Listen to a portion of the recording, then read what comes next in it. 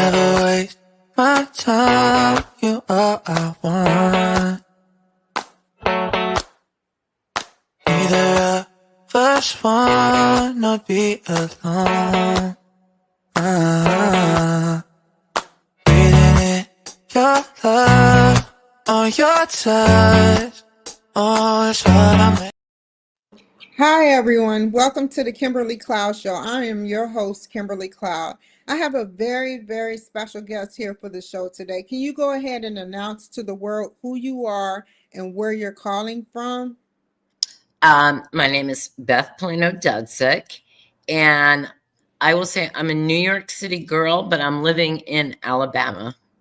Great. And can we go ahead and learn about your past leading up into your present?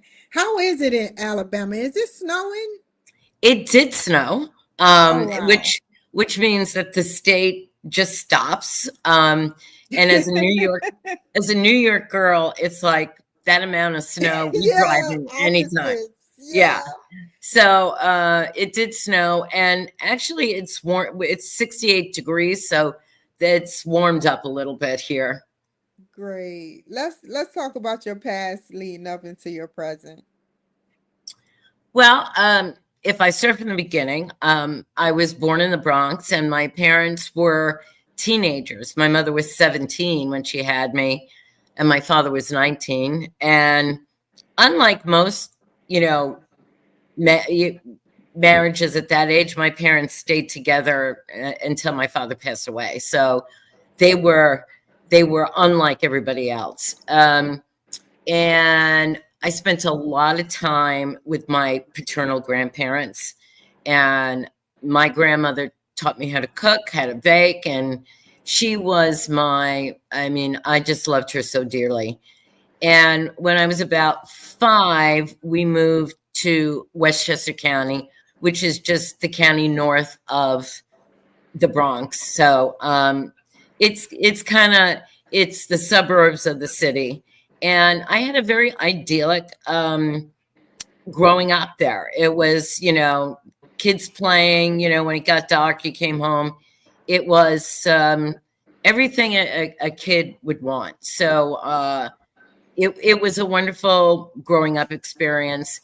And then my father moved us to Orlando, Florida for 2 years when Disney opened, and went into business with my aunt, and that kind of failed.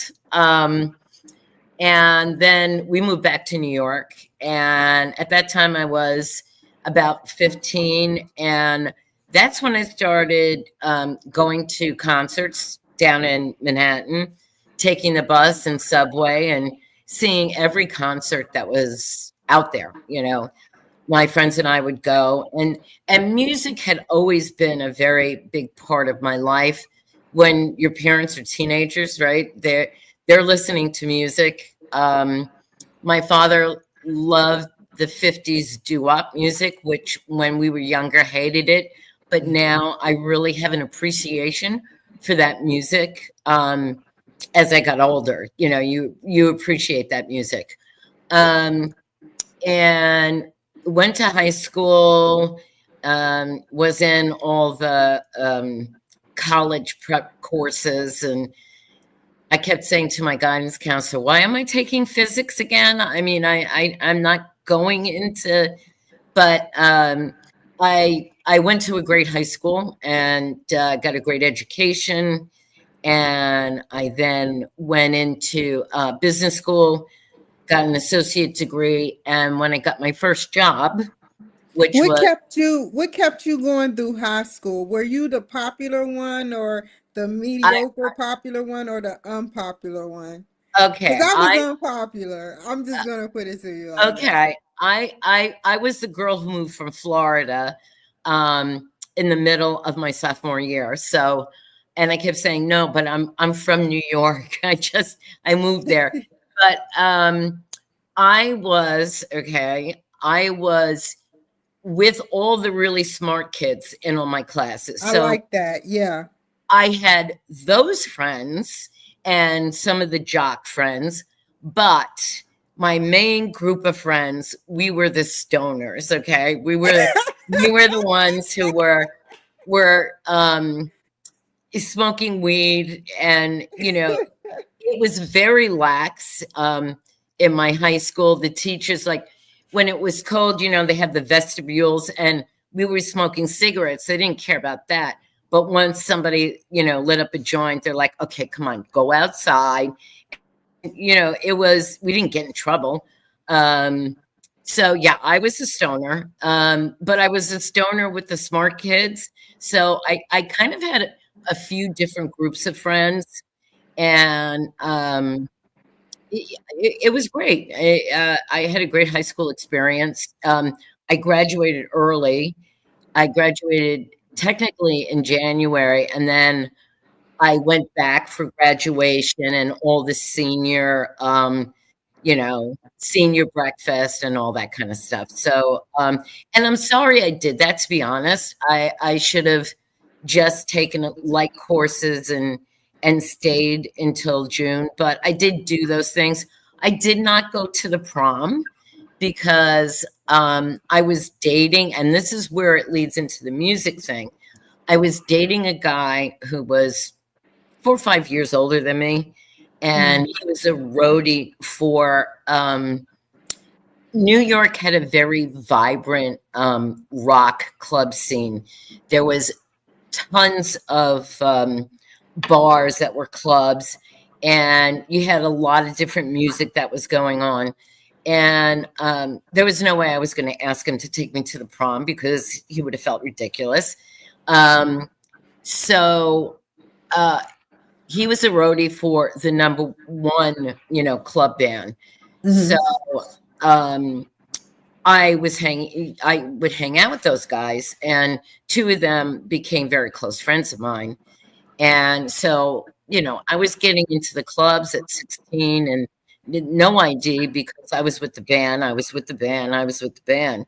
And when you get into that, you start meeting other people from other bands. And this person, who is actually still a friend of mine, and he is in my book, in my first book, we decided we were better off as, best friends. And he was like my big brother. He would always watch over me in the clubs when there were some clubs that would have 2-3 bands in the club.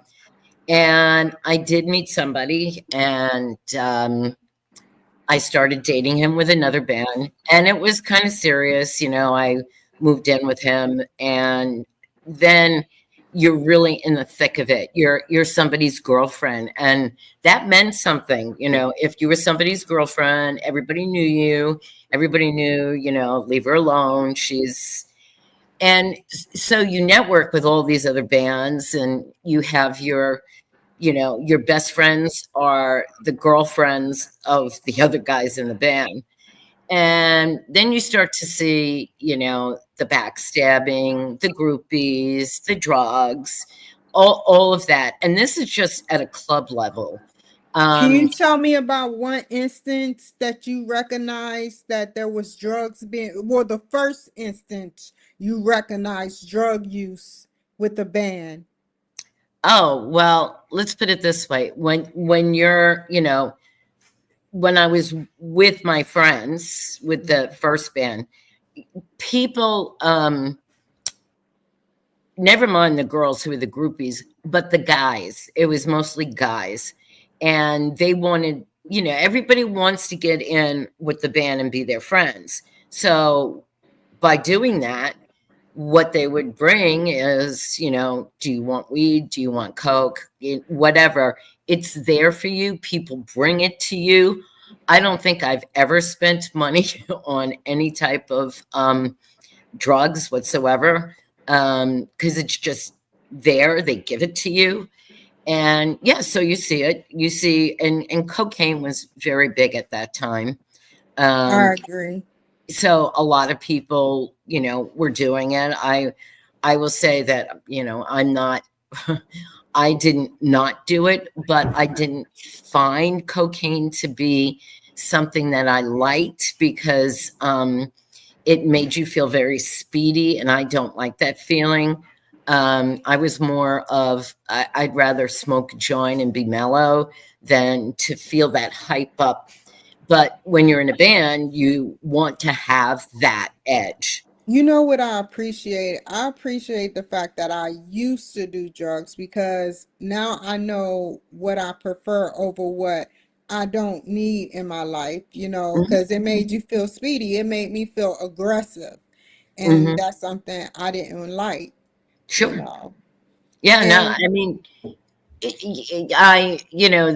I do admit that when I was in high school, I did a lot of blotter acid, so much so that the guy who was selling it to me stopped. He said, I can't sell it to you anymore. But I found that to be, I was going to class and I found it very mind expanding. And when I was in class, I was very engaged. And uh, people were like, I can't believe like you're going to class and doing this. And I said, no, it's great. I felt that I learned a lot because my mind was open. But would I ever do that stuff again? No, no, I would not. okay. And so you experienced it because people were bringing it and you never paid for it, and then what? What else happened? Well, so like I said, you're friends with other bands, and I still had my friends from, and they were the top band in the circuit. And then I, had my boyfriend, and then somebody came in who wanted to be their manager, and he, acted like he was, as we say, a wise guy. And I will put this right on the table. Um, I do come from an Italian American family, and my father was a wise guy. And it's something that at 4 years old, I knew, right? I knew that there was something that was kind of different in my house. And then when you grow up, you learn that you don't ever talk about that kind of stuff. So, so I had that in my life, and my father would say, if anybody bothers you, you tell me. And it actually did happen with an abusive boyfriend that I dated. My father took care of that. Yeah. So I grew up with that. So there, back to the band. This guy was acting like he was something, but he wasn't, and he dressed them and got them recording time because back then it was hard to get. What Uh, year was this? What year? 70, 80s, 60s, 80s? it was probably like 79. Oh, that was the best time. I Yeah, wasn't even born there, but yeah, yeah. oh my God, yeah. It's probably 79. And so they went into the recording studio. They had a few, and that was the thing. There were some bands in that circuit who were great cover bands, and my friends from the other band were unbelievable musicians. They really were, and but they didn't have original music. So that kind of, the record companies don't want to look at you unless you have the original music. So they did a demo, and what happened was this guy came in and um, got rid of my boyfriend at the time and another guy. And when you do that, right, you change the band. So the dynamic that you have as a band changes when you get rid of people. And that happened a lot in other bands too. And so when they went back to the club scene, the people who loved that band the way it was were like, this isn't the band we liked. You got rid of two people. So that kind of stuff happens. And then the relationship got to be where he was going to move to Florida, and I was getting ready to take a job in Manhattan and be, that Manhattan going to work girl.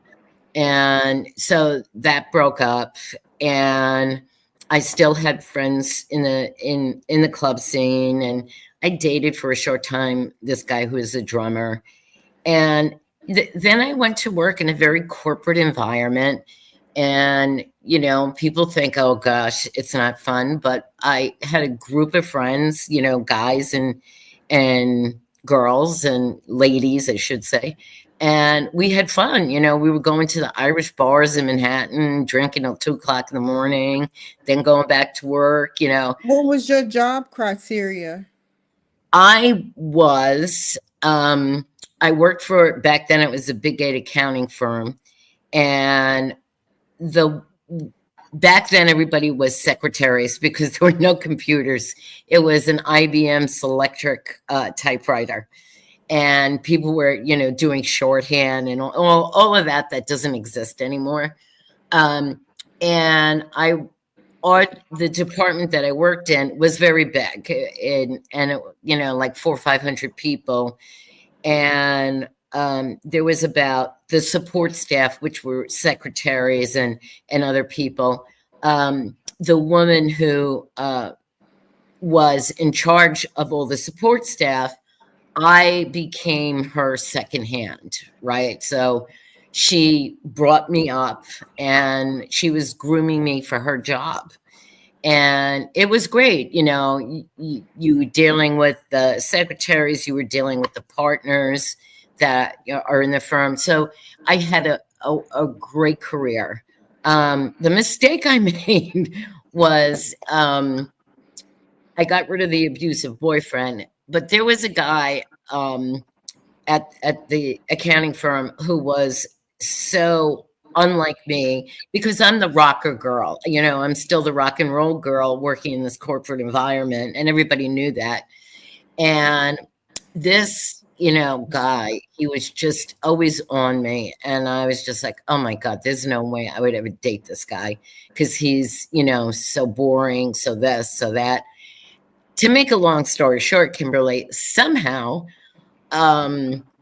he moved to Hawaii for a job, and I dated him for a short while, and he asked me to move to Hawaii. And honestly, the reason I did was because that abusive boyfriend was stalking me. I mean, he was stalking everything I did. So How many abusive relationships have you been in? Just that one. Just that one? And actually, he stalked me until I married my second husband. So he was stalking me for a long time. And actually, he's probably stalking me online too, but there's nothing he could do. But I moved to Hawaii to kind of get away. And my boss said, I'm going to hold your job for a year. And I thought I would be back. And then I got a phone call in Hawaii, and for some reason he got my number, and he said he would be waiting for me. And I said, oh, hell no, I can't go back. Mm-hmm. And I married my first husband, which I knew was not, it was like, I knew I shouldn't do it, but I did it. And, my parents gave me 2 weddings, one in Hawaii, one in New York.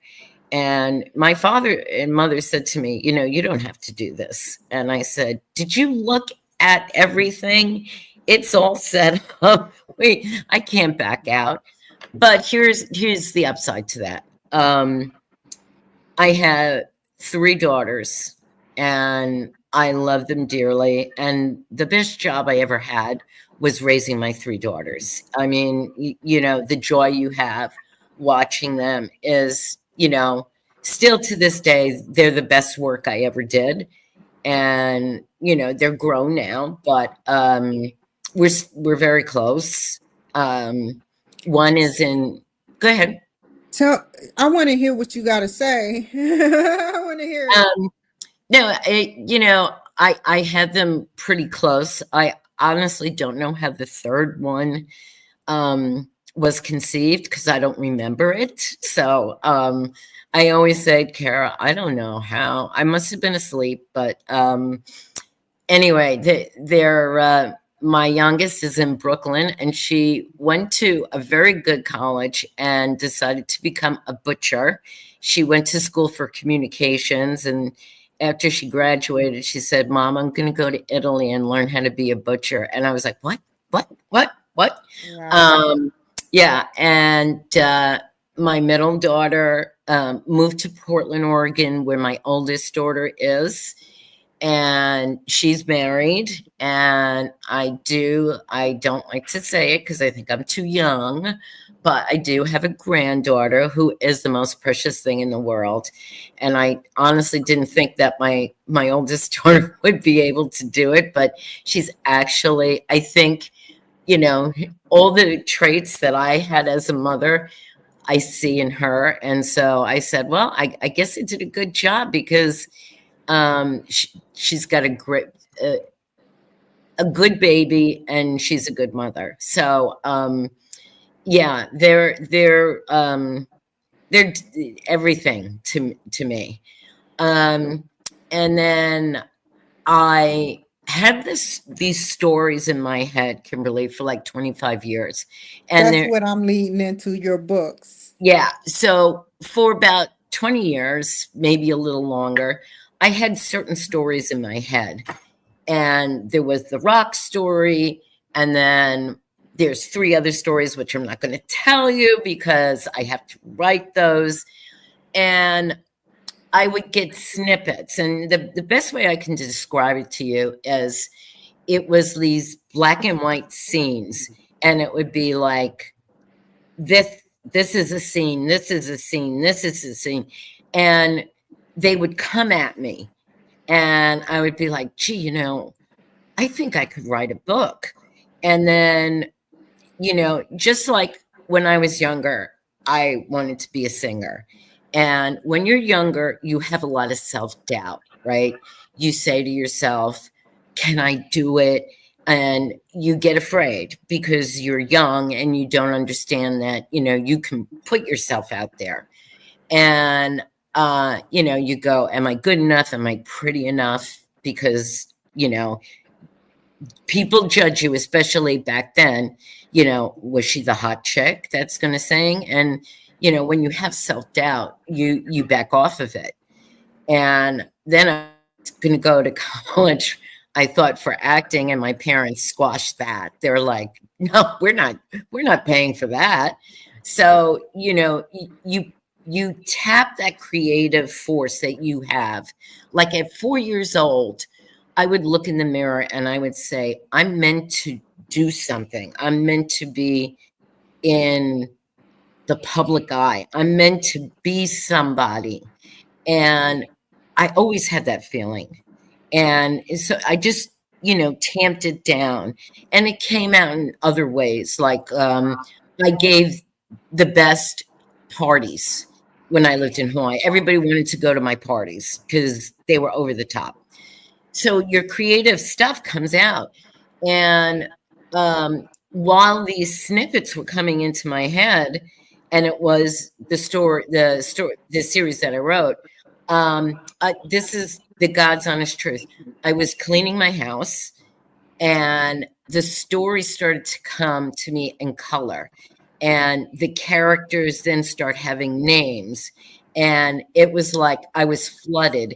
And I went into the shower, I turned it on, and the story literally went through me. And I said, That's a story in itself. right? And so I found my janky ass old laptop, and I started writing it. And I said to my husband, I need a new computer because I'm going to be writing from now on. And I did the first book, and I was looking at, publishing companies will not take a first-time author, the big companies, they won't. And a literary agent is a waste of money. And so I went the self-publishing route. And there are a lot of bad self-publishing firms out there. And I found 2 of them. And then I went to a site that was called the Alliance of Self-Publishers, and they rated everybody. And it was, green light meant they were good, yellow light, red light, bad. And two of the companies that contacted me were like the worst. So I called everyone on the green light because there was only like 7 of them, to be honest. There wasn't that many. And I interviewed everyone, and I found a woman. And the way she explained it to me is that she was going to be the one leading me through. And she said, first thing I want you to do is make an LLC, which I did. And I copyrighted my books. I got the ISBN numbers, and then she does everything else. And then what she did was I interviewed like 3 editors, and the female editor, she got a copy of my manuscript, and she said, I love this. I get it. I get your characters. And so I'm like, okay, she's my editor. And then I found a woman who, she must have done 1,000 book covers. She does the artwork for my books. She does my website. She formats my books because there's a standard that books have to be in. She does all that. So we're running out of time, but I had something else to say. Oh my Yeah. God, you said every step. So if you want to know how to make a self-publishing book, follow the steps of Beth. Seriously. So if you had to give a young entrepreneur a piece of advice in under 1 minute and 20 seconds, what would it be? If your dream is to be an author, I would say self-publish because you own everything, but you need to really pay attention to who you're dealing with, because there are people who will rip you off for $15,000, $20,000, and your book goes nowhere. And marketing is the most important thing. And that's what I'm doing right now. And it takes time, it takes money, it's not cheap. But if you want to have a good product, something that is like, I want my books to be the next big thing, let's say Twilight, 50 Shades of Grey, whatever. That's what I'm hoping for. So you need to do it the right way and the proper way, but you just need to be careful. And I would say to anybody in your audience, if they want any advice, they can find me on social media, and I'd be happy to answer their questions. Thank you so much for joining my show. Stay on the line. Thank you, everyone, for joining the show today. You stay on the line. Take care, everybody, and have a wonderful day. Bye. Never waste my time.